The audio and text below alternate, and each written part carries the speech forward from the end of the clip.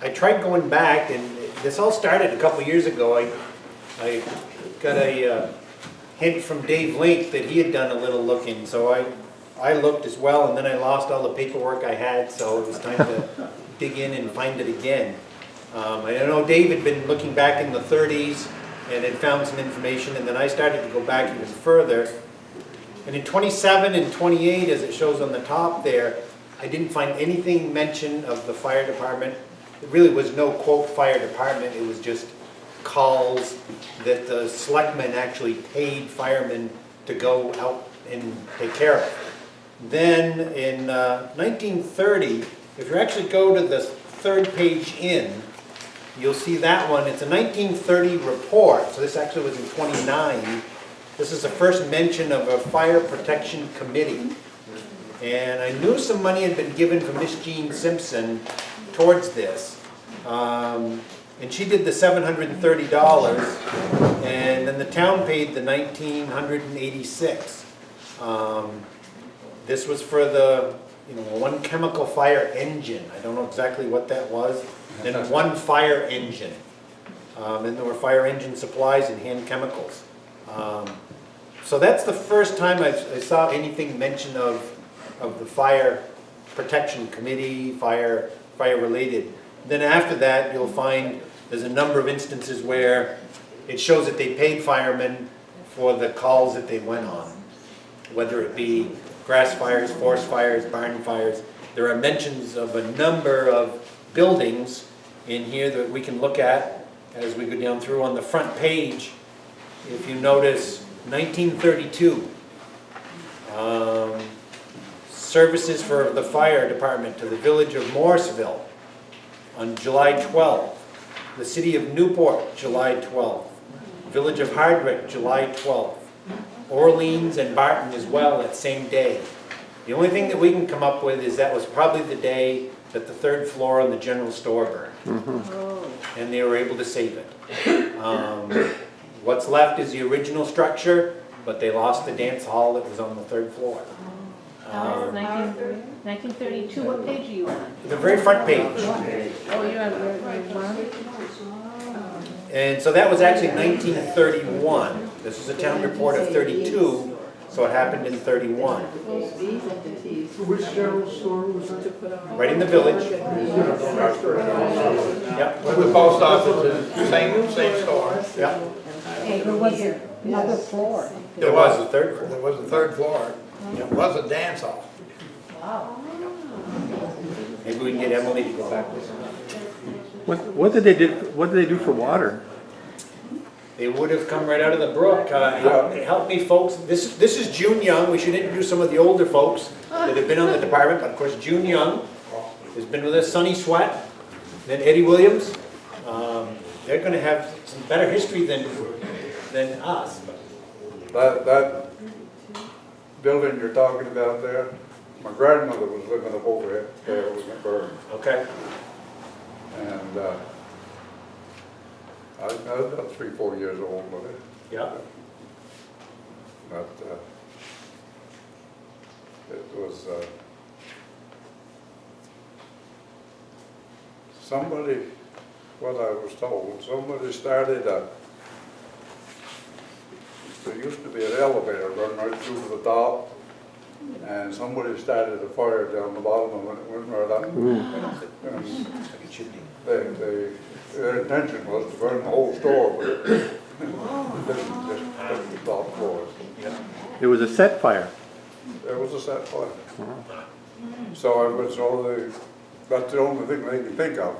Because it started in the elevator downstairs, right in the basement. There was nothing down there that was without somewhere to start it.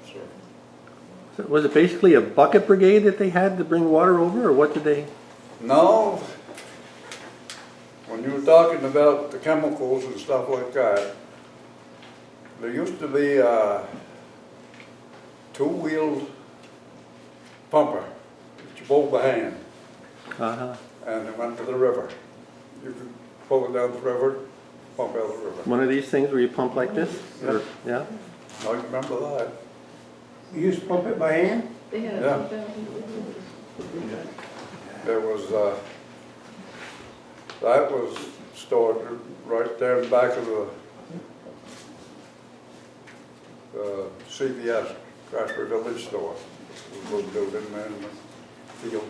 But not just about, well, they got a parking lot down there. Uh-huh. That was good for the village. If something happened on the common, that was another story. Did they ever have that set up for the horses? Would hitch the horses on?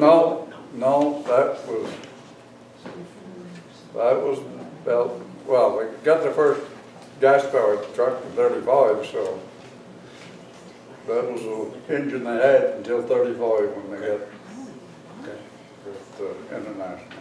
But you can imagine in 1931, for having Morrisville, Newport, Orleans, and Barton to all get here in time to have anything left. By the time they got here, it was a wonder. It's amazing. It's Well, amazing. you know, back in Bucket Brigade was, I can just barely remember it. Seeing them, they were lined up in the river there, and right down by the, used to be a dam there, where, just down the road there, where the sawmill used to be. Sawmill was Buckets were going up through there. as fast as you could. You could keep it damp if something got there to pump it. So. I don't know if it was at that fire or another fire, but they probably had brought in one of their steam engines, maybe one of the other towns. But when my folks were up on the hill, my dad, Martin and Pete, were still with horses up there on the hill, and my dad, I can remember him saying that he could remember hearing that steam engine roaring down in the village. And he said the horses were so nervous, they were standing in their stalls shivering, and they were peeing. When they stood in their stalls, it just scared them to death. So I can't imagine what a team of horses they had that actually pulled it and had to stay by it. What time of year was that fire at the general store? That would have been in '31, It was in the summertime. Summertime. July 12th. Now, who was the owner of the 1934 report that talked about the Craftsbury garage? Who owned the garage then? Fred Kent owned it the first time it burned. That garage burned twice. That had a second level too, right? The first one that burned went all the way from where the present gas pumps are now to about 50 feet behind the existing garage, and it was 2 levels. Of course, back then they didn't run cars in the wintertime, and they rolled the roads. So people would rent the space in the basement to put their cars in. And somebody went down and moved a car and ran over a pan of oil and started a fire. And that's what caused the first garage to burn. Did they save anything that year? That time? They saved still saved the Masonic Hall and the barber shop that was on the other side. So the burn marks on the Masonic Hall. That came from the second garage fire. That came from Paula's dad when Lewis on it. That burned in Christmas Eve. You probably remember the 1960 year. I remember it was Christmas Eve because he and I had gone to pick up a puppy for one of you kids for a Christmas present. But, yeah, the windows broke on the Masonic Hall because of the extreme heat. Everything was all wood construction. Everything was, and so some of the hot embers went in, and if you're inside the Masonic Hall on the first floor, you'll see the charred pieces on the floor, just like this floor here, maple floor, where it was. And it was amazing on some of those old fires that they still had mutual aid from all the surrounding towns, because I remember on that fire, Harder came up, and like I said, that was Christmas Eve, so there was snow. And where we have a hydrant now down behind the Sea Village store is where the access was to the river at that point, and it hadn't been plowed, of course, because they didn't hardly plow the roads back then. But I can remember the Hardwick Fire Chief coming up with their 1935 or 36 fire truck and saying, I'm pretty sure I can get it to the river and pump water, you'll just have to help me shovel it out afterwards. And he did, he got it headed and he got it to the river, and that's what helped save both the barber shop and the Masonic Hall that day, because both those buildings were a lot bigger than the existing garage. Walter, presumably, according to my dad, Gerald Spalding, he started that fire. I didn't say that. But I did mention that somebody, Well, it was a brand new roadster that his mother-in-law bought for them. Yeah, and Dad did get burned. Top of his head. The dog was in the car, and so saving the dog, that's me. So, Huh. yeah, those are, Well, the fact that there was a garage there at all meant that there had been buildings there before that had already burned, right? Is that right? Or on the garage side, well, what was there before the garage? Weren't there? I think that, as far as you gotta have somebody a lot older. I know you think I'm old and dirt, but I don't remember ever hearing of any other buildings on that site except the garages. Yeah. I knew that big one that Fred Camp had, and then the second one, when they rebuilt it, Fred rebuilt it, and then that's the one that Lewis had. And then Lewis rebuilt the existing garage that's there now that Paul has. And I don't remember anything else being there. There was, where Paul stores his cars, Was the barber on the shop? south was a barber shop and a pool hall, single pool table. Yeah. Because long before there was TVs, that was the only excitement. And you could either go to the garage at night and play horseshoes, or you could go to the barber shop and play pool. So, those are your two choices of entertainment. Did Baldwin have the barber shop? Yes, he did. How long did he have that, you know? I don't know how many years, but he ran it from the late 30s till he retired, and Well, he was there. it must be about the early 60s when he finally shut down the barber shop. He was going into the 70s. I was gonna say he must have, because I moved here in '66 and he cut my hair a number of times. And Mark and Dwight and the kids used to hang out there and play pool. Well, that was Barb, right? He called himself. Yeah, I call him. Well, he was there in '75 when I was there. Okay. So, We moved here in '76, so he was still there after that. yeah. So he was around long. And he and his son were both, the barber was one of the original firefighters that's in the town report that was listed with Kemp and Lewis and Donald Johnson, Marcel Kader, Leighton Spring, and a whole bunch of the older ones that were there. Seems like if you wanted to be a fire chief in the town of Craftsbury, you had to own the garage. Kemp, we assume, was the first fire chief, never was really mentioned, but then Lewis was our second fire chief. Waltz owned the garage, so. Ed didn't. Yeah, that's right.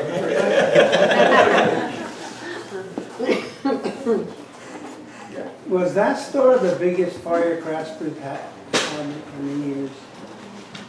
Well, it depends what you call, of course, we used to have a lot of barn fires, Yeah. and some of those, I mean, were a lot bigger structures than that building, but that probably was by far one of the biggest fires and biggest saves in the town. Oftentimes, you don't save too many barns once they're going, because they're just basically an empty space with Filled with hay and. yeah. Yeah. a lot of combustibles. And we were talking about, since nobody lived upstairs in the apartments or something on the store, that probably is what helped save that, because there probably weren't a lot of combustibles up there. If it was just a dance floor, it was probably pretty open. once the fire got up there. So did it burn the third floor completely? Well, pretty much, enough so that they could save the rest and clean it off, yeah. Right. The floor of that still looks pretty good. The actual dance floor is still there. Yeah, They put a roof on they top put a of it. roof on The top of it. stairs are still there, go up there. The stairs are still there. The dance floor still there? up Yeah, there? it is. They put a false, a small false ceiling and then the roof rafters above it. Uh-huh. Yeah. We were there a couple of years ago. Is there no record of fires that happened between Craftsbury's founding and you know, early in the 20th century? Not unless, Not in in the the early town. town reports, they'll usually write the last name of the person. Like you'll look in there, you'll see Lily Fire, Fire. Some of those, just the last name, they don't tell you who, and so on. Of course, it's a little bit different today since our great federal government's involved now in every fire. With at least, we have to submit 3 or 4 typewritten sheets of paper on every call that every time we leave the station, we have to submit these reports. And they keep national statistics on this, and I'm not saying it's all bad, but they hold it over your head, you know, if you want to get any so-called grant money or anything like that, you don't get it if you don't submit the papers. Everything's paperwork. Was there a siren to, somebody would ring if there was a fire? Yeah. And where was it located? Well, originally, there were the phone numbers of the early firemen like Fred and Lewis and those, Donald, they're in there, you know. And there used to be an operator in Craftsbury, Evelyn, Jeffers. Well, Jeffers did it for a while. There was somebody before them, I guess, but they were the last ones, I think, that manned the local operation there in the village. And the only way of notifying people was by telephone. After that, they went to what they call the red phone system. Eddie and Sonny remember, June remember those, Will, they probably all had a red phone in their house at one time or around. And there were about 5 of those scattered around the town and in 1 or 2 of the businesses. And when a call came in, that phone rang and you could pick it up, and you had to pick up another separate button before you could talk on it. You could hear right away, but you couldn't talk until you picked up a second button. And that was what they used until probably around the mid-70s. Around the mid-70s, the Orleans County Sheriff's Department took over dispatching for our fire department, and when they came out with a paging system that firemen could carry individual pagers like we do today. And then the 2-way radios came in after that, and since about the mid-90s to the current time, the Vermont State Police Barracks in Derby is who dispatches us. When you call 911, they're one of the 911 answering points. But you never know if they're busy. If the lines are busy to Derby, you call tonight and the lines are busy because they've got 3 or 4 things going on. Maybe somebody in Williston's picking it up, but it gets directed to Derby right away. Or somebody way down in the southern part of the state, maybe Bennington picks it up, but it will be answered right away, and then they relay it to Derby. Walt, there did used to be a siren Yeah. on a On telephone pole. A telephone pole 'Cause I right by remember the Sea Village store. Yes, the flipper thing, Yeah. but I think there was one on. There was one on the garage. Yes, garage. Campton, Yeah. when your dad had it. Which or what? There was a siren. If you look at the old pictures, you'll see the siren mark on the false front that they had on the front of the garages. And that was the way you could activate that siren, and if you lived within a half, 3/4 of a mile, you'd probably hear it. They knew something was up. I remember a red phone at Sterling when we first came, it would have been early 80s. Could have been, possibly could have been one of the old ones. I don't think it probably was. When we bought the store in '87, Red Phone was still. It's still there, but it We wasn't. used it. We still Yeah. used You it. still used it? The pavers didn't come until I think about '89. Okay. And then there was a year where they kind of had both. Yeah, And then maybe that was disconnected. so then that, So it was being used. it was being used, yeah.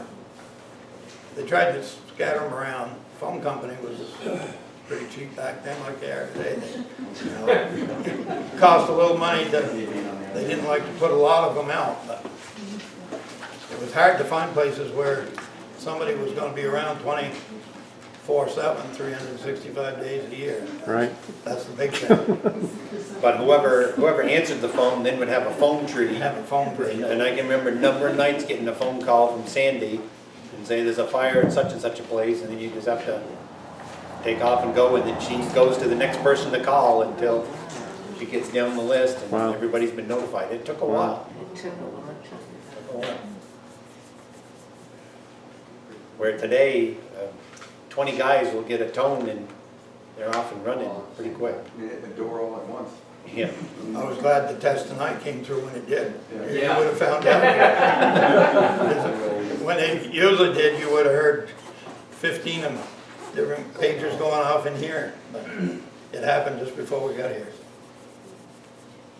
We have the fires back, in the 20s and 30s. Did you have a lot more forest fires and stuff? Yeah. back then? Yeah, there was a lot more grass fires, a lot more forest fires. You look at the history and, or the Hollis Lathe, who was a farmer in town in rural Milk area. And he donated a military command car that he had, a four-wheel drive military command car to the town that they converted into basically a forest firefighting vehicle. They had a portable pump on it and a lot of fire brooms and a lot of hand fire tools and so on. I remember growing up as a kid, we had a lot more. Indian fire. Yeah, Indian fire pumps. And those, a lot more forest fires than we do today. We have a few grass fires now, but very rarely do you have what would be considered a forest fire. We always had a fire warden at the tower at Elmore Mountain. Yep. That would, somebody there all summer. And they would call, if there was smoke anywhere, they would call the fire warden. So that we'd know where the fire was in your area. In your area. There were a lot of those old towers around, there's still one on Berkshire, the one on Elmore, and so on. And then the state closed those down, then they did aerial flights for a few years with small airplanes just flying over looking for smoke. And if you lived up here in the Common, it was common in the spring of the year. I can remember when Robert Anderson was farming over there, in the days that they spread line, we would always get fire calls. Because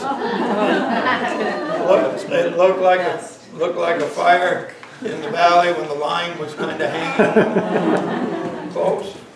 When Robert and his father used to burn their windrows. The windrows, yeah. That was always good for a good smoke. That was always good for, yeah.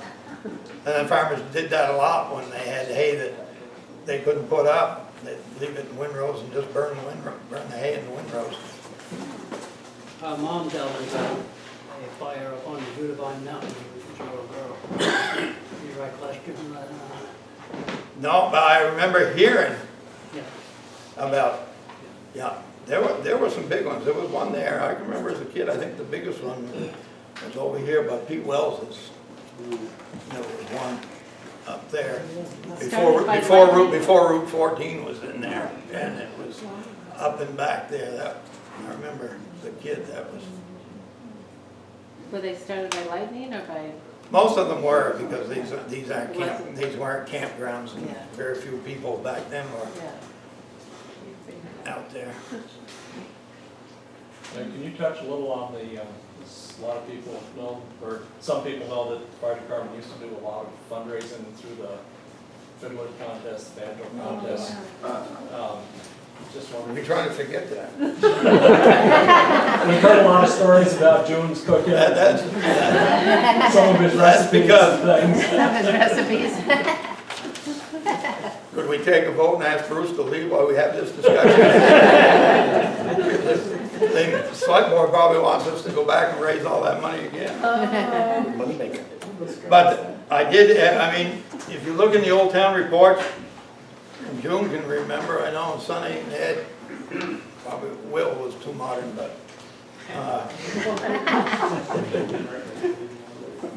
they ran dances in the Old Town Hall, sold refreshments on a regular basis, but it was pretty common to have regular Saturday night dances, Roller skating. roller skating In the town hall. in the town hall. Yeah. Yeah, that was a big, you know, the town hall's about as big as this room. We gotta bring that back. Sonny could really do roller. Sonny, yeah, He taught us all how to do it. he He's a champion he could do pirouette, roller skate backwards very fast. He was good.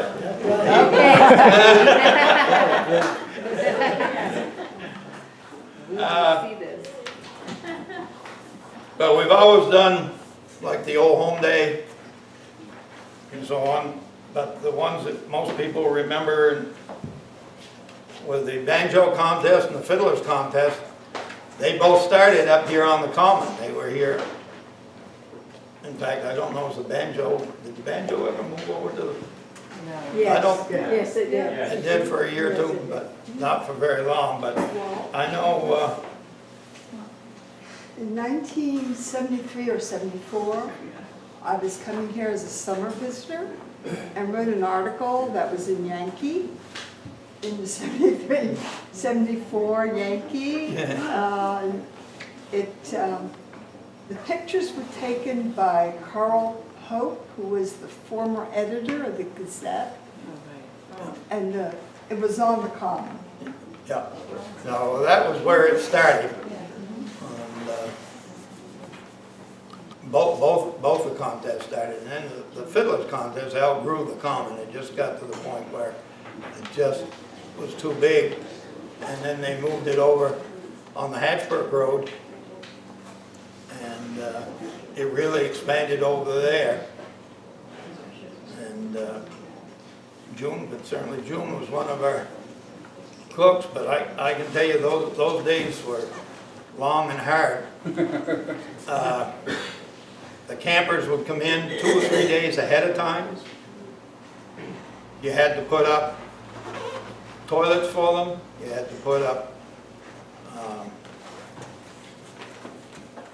you didn't have to worry about showering the poor Branch, Wild Branch was wild for a few days with everybody in there in all stages of dress and undress.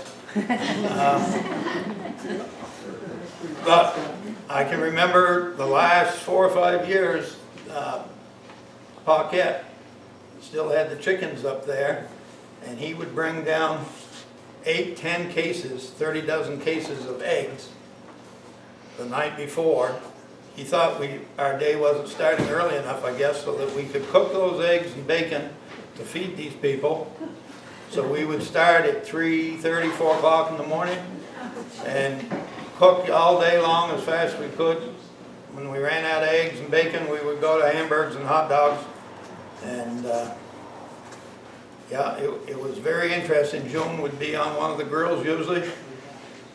Sonny was one of our head salesmen, and he had a good eye for some of the people that would come up to buy the food, because he came up with his own numbering system. And once in a while, anytime he said 8 or better, the whole building would shift, because every fireman went over to see who it was.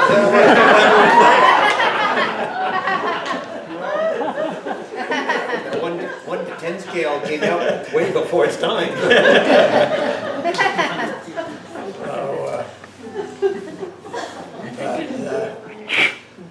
I mean, you raised a lot of money on those. We did, but It's a lot of work. It's a lot like the antiques and uniques, unfortunately. It takes a lot of work for the dollars for what you get. But we did. I mean, back then, if you look in the town report, the town wasn't contributing only a very minimal amount of tax money to support the fire department, and that was the deal, that when you had those kinds of events, you could raise about all the funds that you needed. And, it was, but it just outgrew its. Well, it was dangerous for you guys at the end. The last couple of years it was. It got out of control because the campers, if it had just been a day thing like the antiques and uniques where they come in one day and then they're gone, that would be fine. But when they come in 2 or 3 days before, and some of them are staying a couple of days after, and the last couple of years I know up there, they set cars on fire in the parking lot and so on. And then I remember we were coming back, and they were trying to break the legs of a couple of firefighters that were riding on back one of the trucks by running into them. And it just got to the point where you get that kind of behavior, it's just not worth it, no matter. Did they find a dead body too? I'm sure there were a few, June, you could know it. Some of them weren't real dead, but they were they were horizontal for a reason. Wasn't there also a birth? Oh yes, I'm sure there. And you'd be surprised at how many conceptions took place.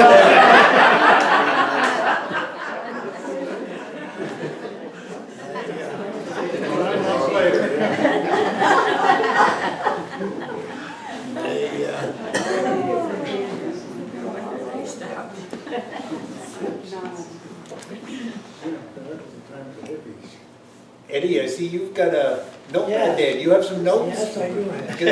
Let's give us some reminiscence. I moved into Craftsbury Village in '54, and I'd like to tell the names of the firemen over the years that I worked with. Lewis Marcus was the chief. That was in 1954. Donald Johnson was the assistant. And Earl Marcus, these are the people on the fire department in '54. Neil Goodwin, Linda Goodwin, Herschel Marcus, Pete Chase, Marcel Cadea, Earl Jeffers, Bob Brown, Junior Baker, Baldwin, he was our barber shop, Neil Gray, H.L. Young, and Leo Gilbert. That was on the fire department. And then when we reorganized a few years later,